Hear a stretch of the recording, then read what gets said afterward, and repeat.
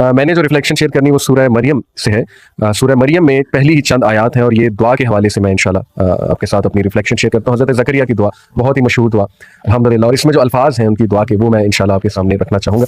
سب سے پہلے اللہ سبحانہ تعالیٰ کہتے ہیں کہ اذ نادیٰ ربہ نداء خفیًّا, جبکہ اس نے اپنے رب کو چپکے چپکے پکارا. یعنی اللہ ایکنالج کر رہا ہے کہ اللہ کو چپکے چپکے پکارنا ہے اللہ کو بڑا پسند ہے.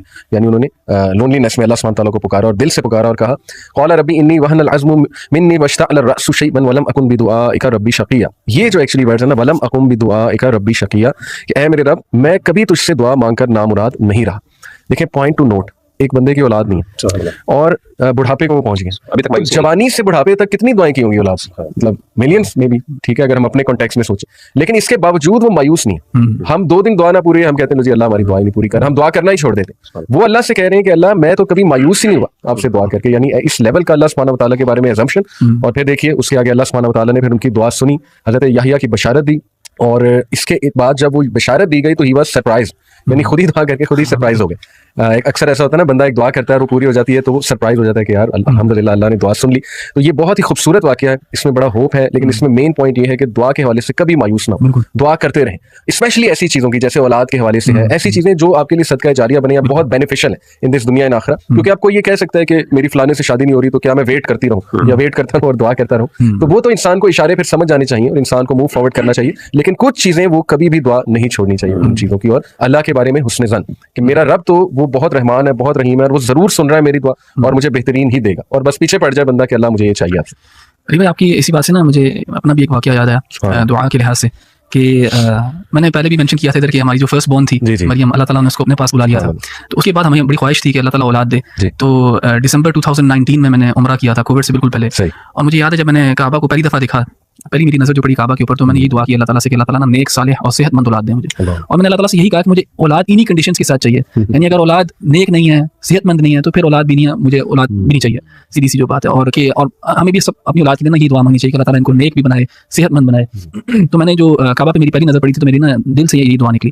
And less then a year after that Allah سبحانہ تعالیٰ نے ہمیں بیٹی دی, اور اس کے 11 مہینے بعد اللہ تعالیٰ نے بیٹا بھی دے دیا.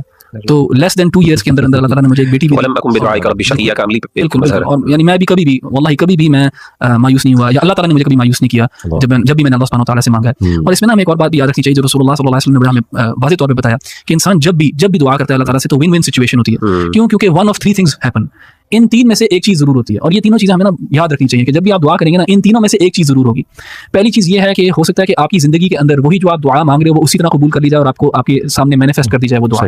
دوسری چیز جو ہو سکتی ہے وہ یہ ہے کہ اللہ سبحانہ وتعالی آپ کی وہ دعا تو نہ قبول کرے, لیکن آپ کی طرف اگر کوئی مصیبت آنی تھی, کوئی مشکل آنی تھی, تو وہ آپ سے وہ ٹال دے گا. کوئی بھی پرابلم آنی تھی وہ اللہ تعالیٰ دور کر دے گا. So you won't get what you prayed for, لیکن something that was destined for you, جو کہ کوئی ایول تھا, کوئی ہارم تھی, تو اللہ تعالیٰ اس کو دور کر دے گا. یہ سیکنڈ پاسبلٹی ہے.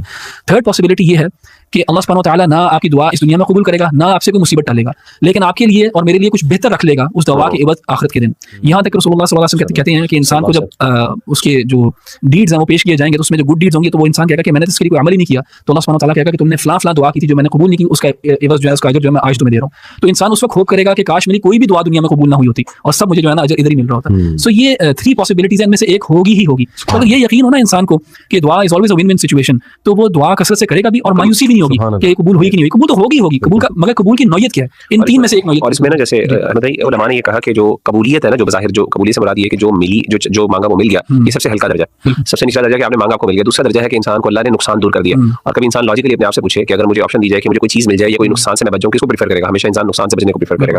اور تیسری چیز آخرت ہے, وہ سب سے بڑا درجہ ہے کہ انسان جب کہے گا کہ کاش میری کوئی دعا قبول نہ ہوتی.